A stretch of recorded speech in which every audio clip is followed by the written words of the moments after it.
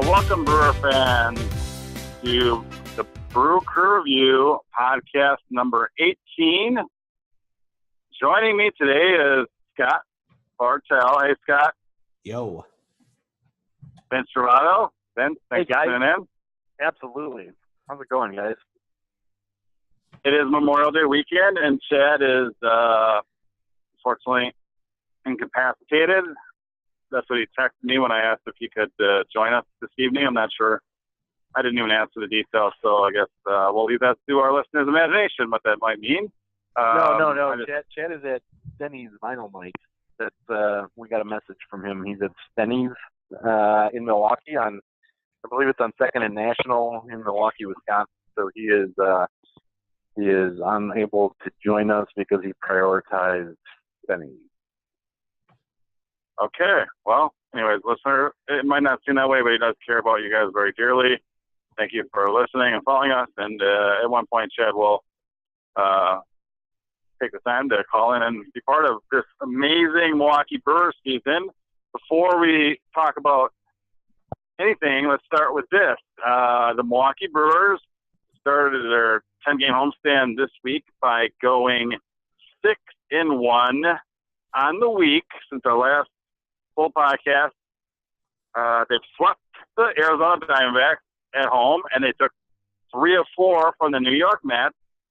And at this juncture, the Brewers are not only in command of the second wild card spot, they're in command of the number 1 wild card spot, they're in command of the NL Central, they are in command of the entire NL. They're the best record in the NL, 34 wins, 20 losses.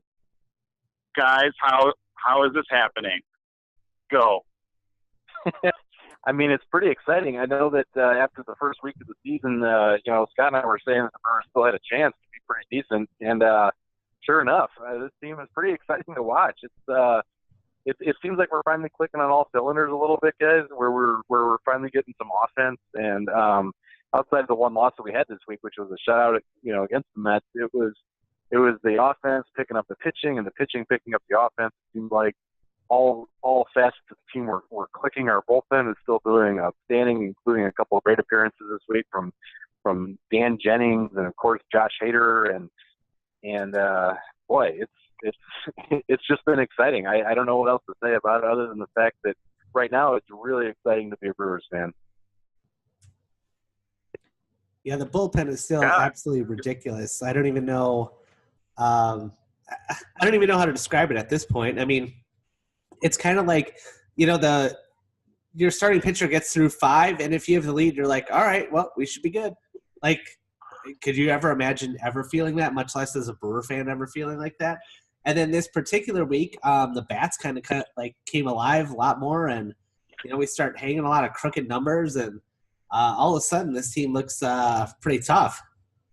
Yeah, that game a couple nights ago, Scott, with those crooked numbers, 17-run output from the Brewers offense on Saturday night against the Mets was pretty exciting to see, even though the pitching staff, normally very reliable this season. Chase Anderson had a bit of an off game at 6 runs. The Mets offense was able to put up would normally be enough to win, you think, in a Major League Baseball game. But sure enough, the Brewers offense comes back and picks up starting pitching, scoring 17 runs last night. Today's game, it was at one point the Brewers were down, 3 runs, and the offense was able to come back. And once again, Jesus Aguilar is as the hero offensively. It's just been, this team has been able to pick themselves up and been resilient. I'd say all year long, but boy, especially the last couple of weeks, it's been really exciting. And by the way, Craig, those numbers that you threw out on this homestand this week are amazing, and you couple that with the fact that we had a great road trip last week before we taped our podcast last Sunday as well. Boy, back to back, great weeks. It seems to me. And us here on the Brewer Review, I've been optimistic for the Brewers in our predictions, but I don't think any of us scored a point by picking the Brewers to go 6-1 in the past 7 games. So, fortunately, we're not. Craig, I did. Yeah, you had the highest offense. You had the highest optimistic total. Unfortunately, it was, but I said 5-2, I believe. Oh, 5-2. Okay, all right. I was going to say, which I honestly just said that to be nice. I didn't actually believe that either. I thought you were. Oh, okay. Me too, actually. I didn't want. Yeah. So what? Unbelievable. I mean, I guess I'll start by during the beginning, first handful of podcasts this season. Obviously, I really did. It seemed to me that we were going to be about a 500 team, and I guess my apologies to Mr. Stearns and who's hopefully not drunk right now, and Mr. Council, our GM and manager, because apparently they've come up with some type of magic formula at this point of adding the success from, or adding basically our two best players in Lorenzo Kane and Christian Yelich via free agency and trade in the offseason, and adding that to last year's overachieving ragtag bunch of misfit players. And it's, in spite of injuries and all that, this group of guys have overcome all that and somehow are 14 games over 500. Unbelievable. They're absolutely on fire right now. I believe that they've won all 5 of their last series. Yep. Wow.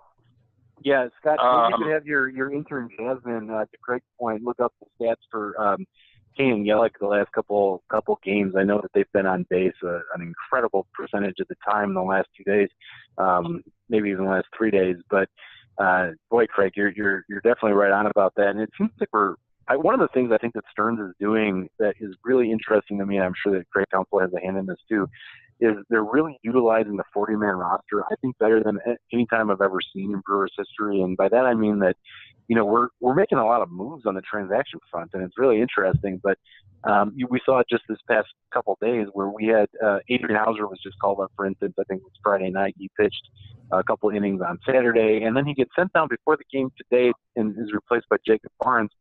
Not because Hauser did badly, but because Barnes was a fresh arm. And I love the fact that we're able to kind of use some of these guys to that advantage where I just don't think the organization did that in years past. And it seems like it's kind of a new philosophy for the Brewers to always have that fresh arm available. Jorge Lopez has been up and down a couple times this year. We've seen it with Barnes. We've seen it with Hauser. We've seen it with guys like Alec Asher. We've seen it, up and down, with a couple of the spots in the bullpen. It's just been really interesting to me. And I'm sure we're going to go over it at some point in our show. I didn't study the pre-production notes as much as I should have, but, we should talk a little bit about some of the moves that were made this week, too, on the transaction front by sending down Orlando Arcia to AAA Colorado Springs and Stearns acquiring, again, somebody from the waiver wire, I'm sorry, not the waiver wire, but on the cheap, in Tyler Saladino from the White Sox earlier on the spring that has benefited the team the last, a week and a half, 2 weeks. Eric Sogard has been up and down a couple of times. It's just been really interesting how they've been utilizing the 40-man roster for the benefit of the 25 guys playing at the major league level.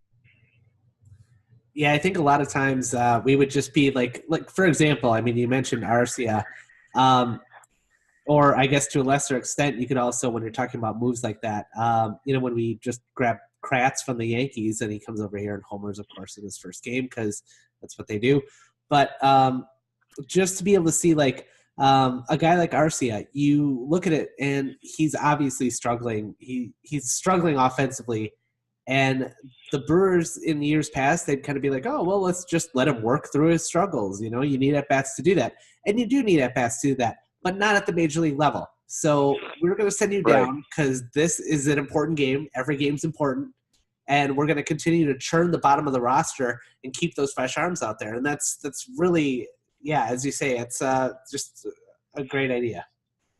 Yeah, and Brandon Woodruff, that's another guy that we've seen that happen with a couple times this year where he's been, bouncing back between, AAA Colorado Springs and Milwaukee. And I even say on the offensive side, a guy, granted some of this is because of injuries, but even a guy like Brett Phillips, he's a guy who, and Craig, I think you pegged this perfectly in one of the other podcasts of the day, but he's a really good fourth or fifth outfielder. He's a really good backup outfielder. And I don't know if or when he's going to become a starter at the major league level. We'll see, and time will tell on that. But right now, as of 2018, I think he's a really good backup outfielder. He can play defense. He's got a cannon of an arm, and sometimes he can give you a decent at bat. So I'm really comfortable putting him in a game, defensively at least later on, and seeing, that arm in action. And I like the fact that Stearns and Council are willing to go ahead and bring up a guy like that for that purpose, right now and then send him back to AAA when that roster spot opens up. So again, I think that this roster management's really exciting. A guy like Orlando Arcia, Scott, to your point, I think he's going to be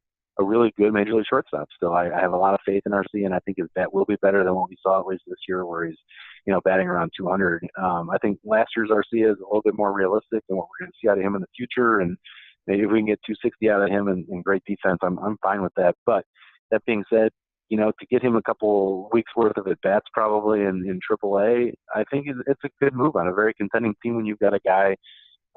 We didn't expect to be saying this back on opening day, but a guy like Tyler Saladino who can step in for at least 10 or 15 games and play at a competent level at the major leagues, get Arcia's head on straight and hopefully hitting well in AAA and bring him back, and then you've got him to go forward into the rest of the season with, hopefully. And I like the fact that certain accounts are willing to gamble on that a bit. Well, I think you guys made a lot of great points. Obviously, you guys also just highlighted most of the moves that were made this week that I think kind of made a couple of hardcore Brewer fans just take a step back and like, whoa, I wasn't expecting that. Because it's kind of an atypical move. I'll quickly go over them. First of all, Orlando Arcia, the Brewers are toward the end of their rebuild, and Orlando Arcia was definitely identified early on as someone who's going to be kind of one of our possible core players and under control for a while, and basically a great defensive shortstop that has to develop his hit tool a little bit more, but should be a solid major leaguer at some point. And I think we also have faith in that. Most rebuilding teams allow that type of player to have his ups and downs at the major league level and take his lumps and learn that way. What Stearns is doing here is, since the Brewers are doing well and they're contending, he's saying, all right, he's in a massive slump right now. He needs to get corrected. Why do that? Why do that with major league at bats? We can't afford that right now. We're a good team. I want the best team on the field right now. We're going to send him out. Tyler Saladino, who I just picked up off the waiver wire, seems to be hot right now. Let's go with the hot hand. Let's put Orlando back out of spring until he gets it figured out. And once he does, he can earn his way back. I think that's going to be pretty clear to Orlando, and he's not going to be going down there with his head down. Obviously, no one won't like to be demoted out of the major league. I think Orlando will get the plan here, and all Brewer fans probably are aware of this as well. So, kudos to Stearns for doing that. And let's see the other move, obviously trading for Eric Kratz, who's 37-year-old journeyman catcher, to fill in. Obviously, we talked about in previous podcasts on the kind of a big blow losing Stephen Vogt for at least this season, if not long. And basically, all Brewer fans, including us, are like, well, it looks like Jeff Bandy's backup catcher or part-time catcher role is safe because of this injury. Well, Mr. Bandy was not producing at the major league levels either, so Stearns cut bait on him and, gave someone else an opportunity, who also, by the way, had to have companies swinging a hot at that time too. So this usually isn't a recipe for sustained success.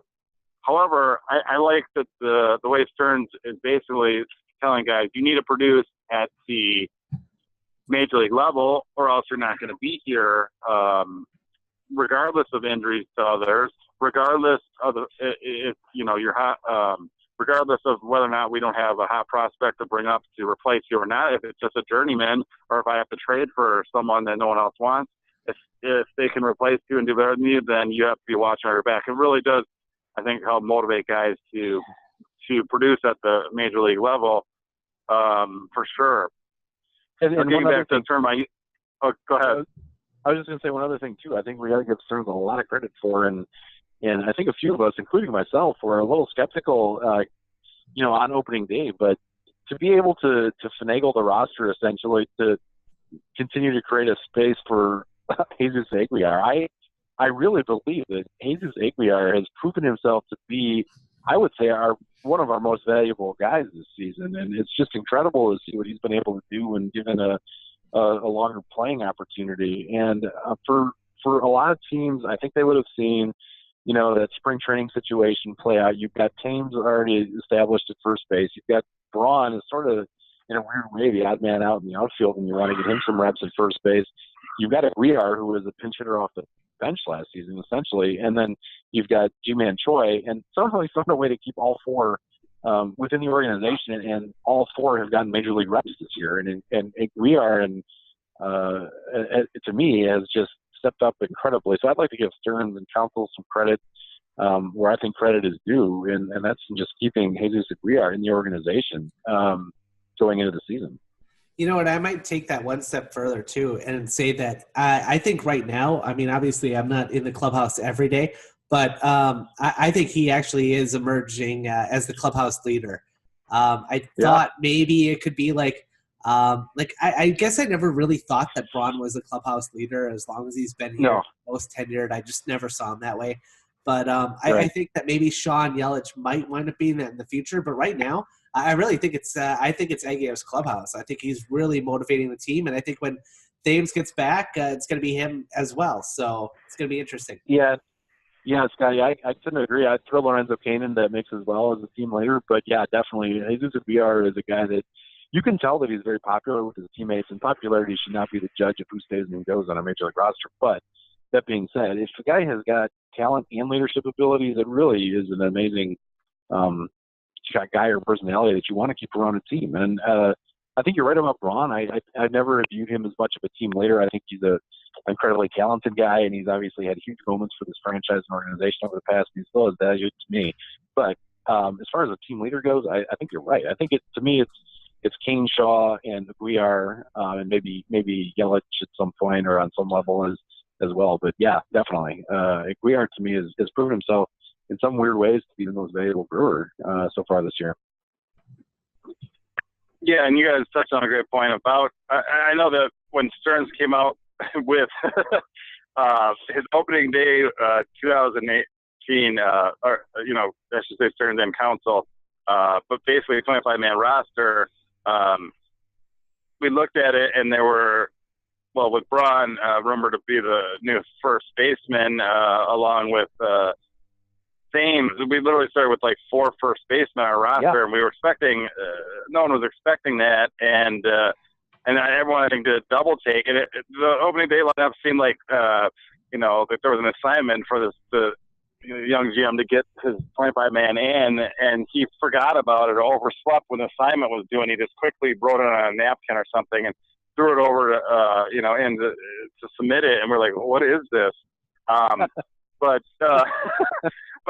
I mean, looking back now, I mean, I think Brewer fans thought that, there was going to be a cut to either Joy or possibly even a straight-out cut of Aguiar, just for the fact that there wasn't going to be a room up for him without being able to move Santana to another team or anything.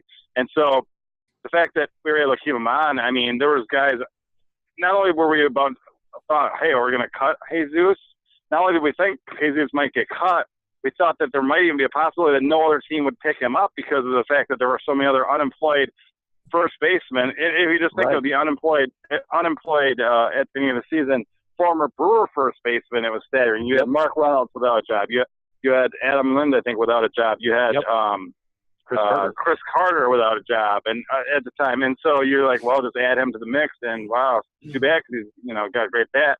Well, we were finding a way to keep him in, and the depth proved to be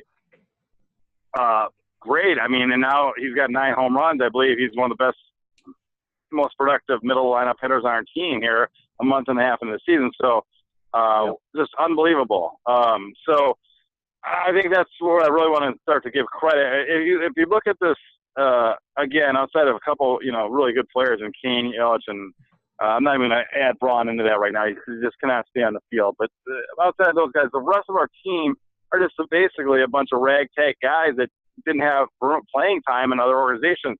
Shaw was jettisoned from the Red Sox because they just didn't have room for him at the time. Same thing. Jesus came from the Indians, who were stacked at first base in the corner infield, and had no room for him, and so we found a home for him. Same thing. I mean, even going back to when we picked up Jonathan Villar, the Astros are stacked, especially in the middle infield, and they had no room for him. So again, we're giving these guys opportunity, and they really realize that they've got to run with the opportunity. And when they've had that opportunity, they have definitely ran with it, and they're making the Milwaukee Brewers a great team. Real quick, that's right on.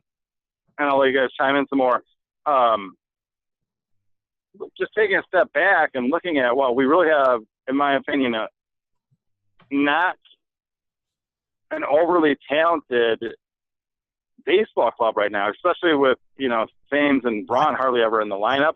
Jimmy Nelson not around. Knable just got back. He was out most of the season.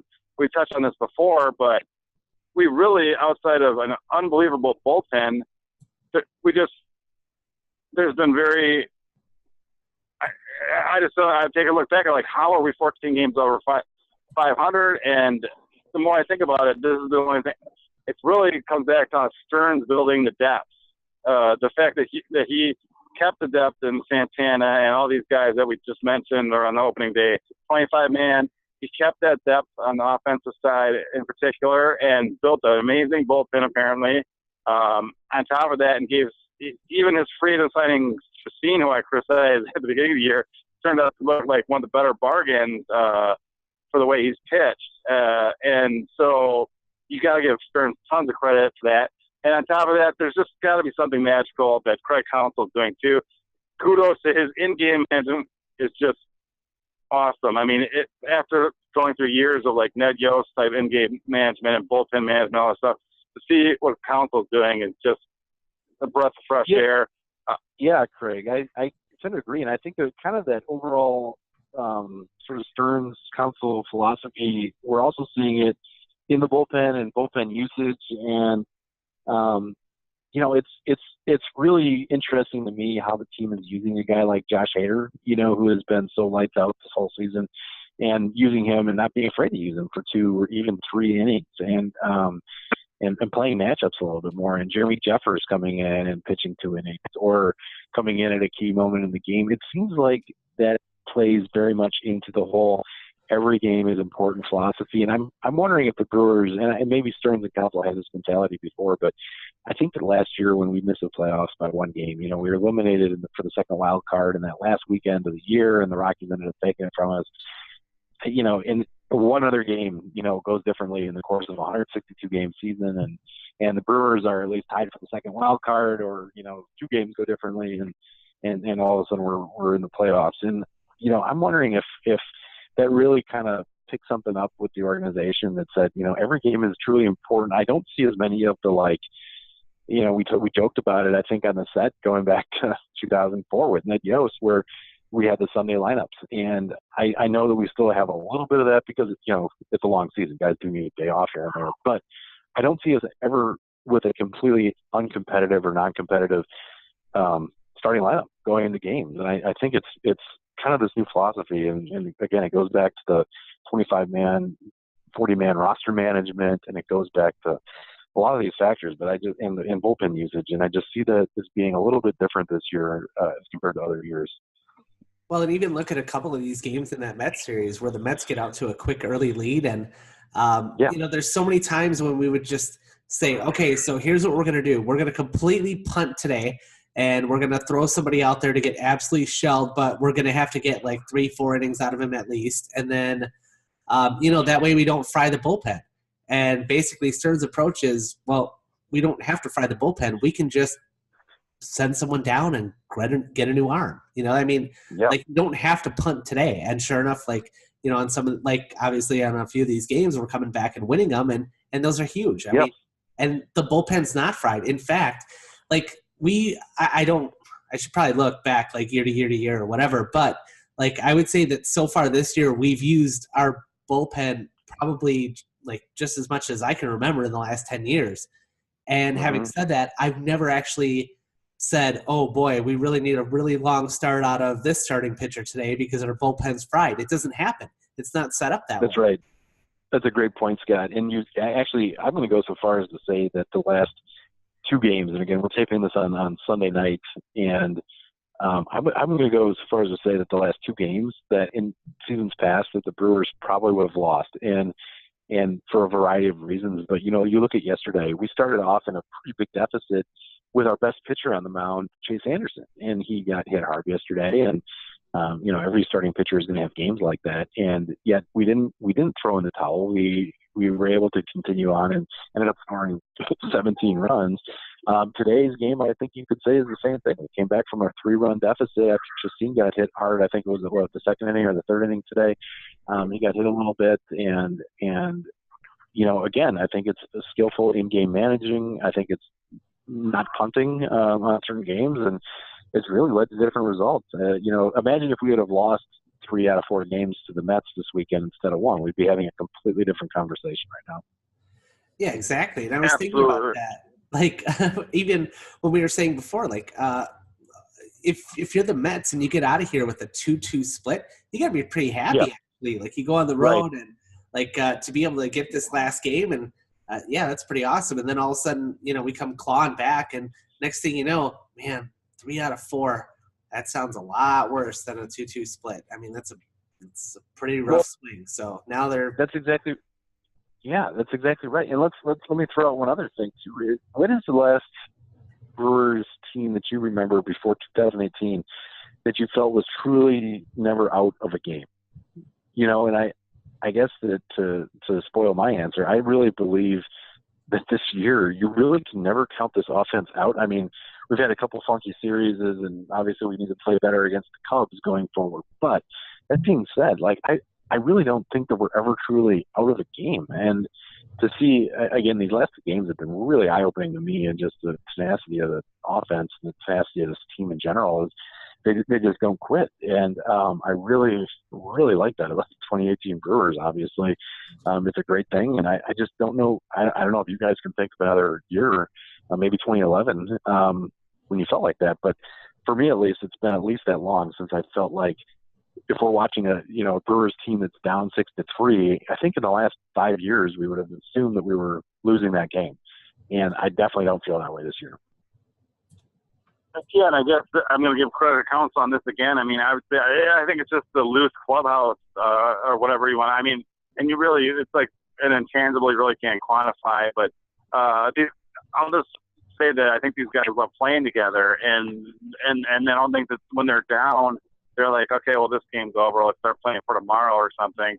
And, like you guys mentioned, just in today's game, the day before Memorial Day against the Mets, we won 8-7. At one point, we were down 4-1, came back to tie it.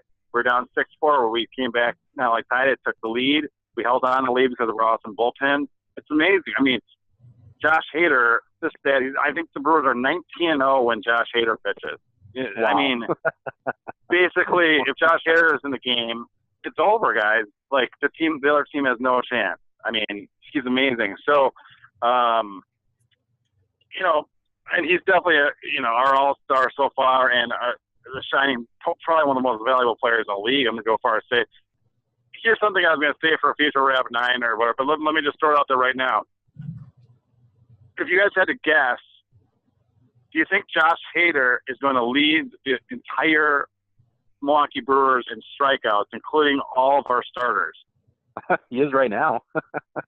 He is right now. Hey, Scott, could you at the end of the season, make your prediction? Will Josh Hader lead the Milwaukee Brewers in strikeouts? Scott? Really quick, Scott, could you have Jasmine, your intern, turn up what's his strikeout numbers right now compared to the rest of the staff? Can you ever do that, please? Jasmine, you hear that? Just get on it. Okay. Yeah, she's going to work on it. Okay. To give my while we're waiting for Jasmine to update stats, I'll throw out the last time I looked, and this was a couple days ago. Josh Hader had 58 strikeouts in like 29 innings or something. Wow. And wow. But however, the next closest at that time was Junior Guerra, who didn't even start the year in the rotation. He's got 41 strikeouts at the time. So he had Hader at that point a couple days ago had a 17 strikeout lead over the next closest guy on the roster. So here I'll give them to you now. I guess Jasmine just handed me this crumpled up napkin. What is okay? Whatever. I don't know what she did, but we got more resumes, Scott. You don't have to deal with this. Yeah, you got. Yeah, we might have to fire her at any point. Make a move. We're gonna have to churn our intern roster again. Learn Stern, Scott. Yep. Time to move on. 31.1 innings and 62 strikeouts. Guerra's still up there, but Chassin just took his place. In 63 innings, he has 45 Ks. So okay. So he's got a 17K lead over the next closest starter as of right now. Wow. Well, I don't almost a third of the way into the season. I don't see Hader's workload diminishing, so I would tend to think that because he is such a power pitcher, you could say, I don't think that that's necessarily going to change. I mean, it's his game, right? It's strikeouts. When you look at our rotation, I think if we would have had Jimmy Nelson for a full season, that Nelson probably would have had more Ks because he would have pitched a decent amount of innings, and Nelson tends to pitch to strikeouts a bit more than our other starters right now. But my answer is yeah. I think Hader could definitely take the Brewers strikeout king total this year. It's incredible, and he's I'd be on really pace for interested. strikeout. Oh, sorry, yeah. Go ahead. I was just going to say I'd be really interested to see the last time in baseball history that a reliever from a team led that team in strikeouts. I'd be very interested, and maybe we could have. What will you hire for your next intern? Maybe that could be our first assignment. Yeah, exactly. Jasmine, there's other organizations also. So we'll kind of slow down gently. Here's another question: is especially if Knebel falters any more than he does, is Taylor Williams going to start seeing more innings, and is he going to finish in the top 5 of the team in strikeouts? That's a good question. So Knebel, I think, has earned the faith and the trust of Brewers management with Stearns and counsel. But what Craig pointed out, this season is a little bit different. I don't think we're giving guys as long of a leash anymore. It's not like Knebel's a rookie who you're trying to get some innings and getting some big league exposure. If Knebel's unable to do the job in the ninth as the closer, and I'm not saying we're at that point yet, but I could definitely see us going back to sort of what the bullpen looked like when Knebel was hurt, and then having Knebel slot in and maybe in a different role in that bullpen, because it seems like this team, and maybe it was because of injury or maybe it was because of depth, but whatever it is, it has a little bit different feel and look than other bullpens that we've seen in the Brewers past, where I don't know that we necessarily need to have a guy that's just predetermined ninth inning closer. And it sounds weird for a contending team, but if Knebel's still sitting with an ERA, I think it's at like 5.48 or something right now,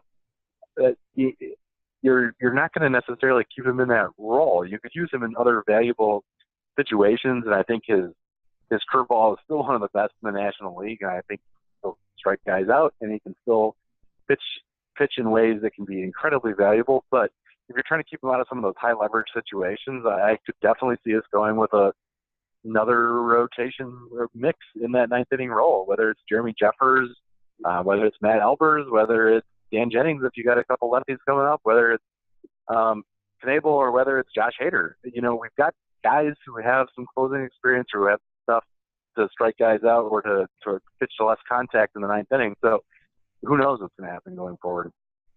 Yeah, and I think that I don't want to call this year's bullpen revolutionary. I don't think it's just luck, though, as we've discussed before, but just the handling of the bullpen in general.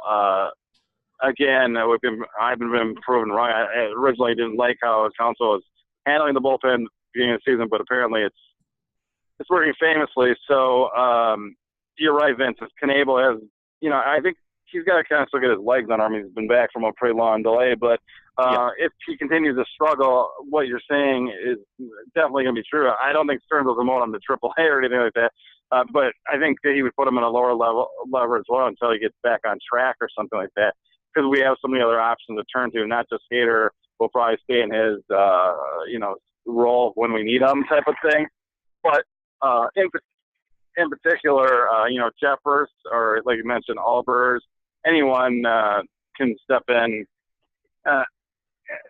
to fill that ninth inning role, just as those handle when Knebel is injured. So I'm not concerned about that at all. I think it'll be handled properly. So unfortunately, I'm looking at the time and it looks like we're kind of winding down here for this episode. We'll have another episode this week coming at you, but we're pretty fired up about the Brewers, if you couldn't tell. But before that, we've been doing this. What did Tom Carter say? Our anonymous source, Tom Carter. What did he say about our about Hader's strikeout things? I know Tom Carter, our anonymous source, had some thoughts on that. Oh no, Vince. He did.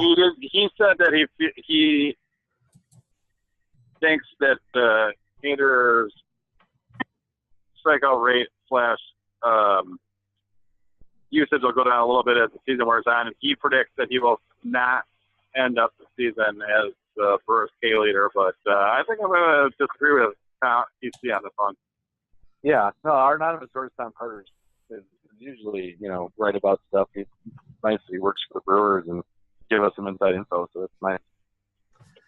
That is pretty Absolutely. awesome. Although he didn't want us to say his full name. I think we went over that. No. Yeah. We should did not remember that. Jasmine, Boy. did you? No, she didn't. You know what? It's her job to mention this in pre-production. She's gone. We're just gonna. Okay. Yeah. Yeah. Welcome to Colorado Springs, Jasmine. You're done. Apologies to our anonymous source, Tom Carter. Sorry about that. I'm sure it won't happen again. But anyway, we've been doing this on every episode, so let's keep it going. Let's try to predict this week's Brewer tally. This week we've got 3 more home games against the hated St. Louis Cardinals, followed by start with a road trip, 3 games out nearby, and Chicago White Sox. So 6 games this week, Cardinals, White Sox. What's your prediction, guys? Boy, we actually have a winning record against the Cardinals last season, which is surprising to me, and we're, I think, 1 game ahead of them this year in the head-to-head matchups. I'm just going to keep saying we're playing well. Let's go 2 out of 3 against St. Louis, and we will sweep the White Sox. How about that? Okay. Scott? How many games do we have? I didn't even see this. I'm trying to pull it up here. We went over 6 games, Scott. We did. 6 games. I also just went over it literally pre-production seconds ago. Remember? All right, I'm gonna say 4-2. I mean, why not? We haven't lost the series in a month and a half, so why not? 2 or 3 from both. I was also going to go with 4-2. I'm going to stick with that. All right. So, all right. So should be another successful week of Milwaukee Brewers baseball fans. So with that, thanks again for tuning in. Make sure to follow us on Twitter to make Scott happy. If you love Twitter followers. Scott, can you give our Twitter name again, please? It is Brew Crew Review and then the number 1. You'll see us. It says Brew Crew Review Podcast. It's pretty awesome. Yeah. We'll get to it. Up to 52 followers now, so we're kind of a big deal. Oh, yeah. We're definitely celebrities with us. All right. Stay classy. What's else? Stay classy. Go Brewers.